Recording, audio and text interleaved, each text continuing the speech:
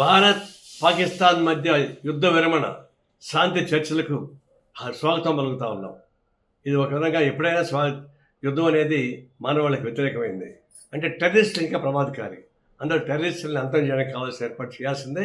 అది రేపు బయలేటర్ డిస్కషన్లో కూడా పాకిస్తాన్ భారతదేశ మధ్య చర్చల్లో కూడా ఎవరైతే పహల్గామ్లో దాడికి ప్లాన్ చేశారో ఆ టెర్రరిస్ట్ని వెనక్కి తీసుకురావాలా.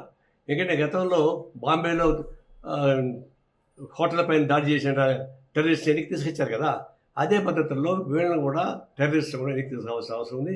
దాన్ని బయట డిస్కషన్ పెట్టాలి.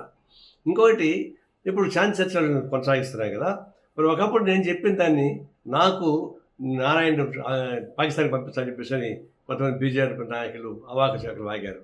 ఇప్పుడేమంటారు? ఇప్పుడు మోడీని పంపించాలన్నా పాకిస్తాన్కి?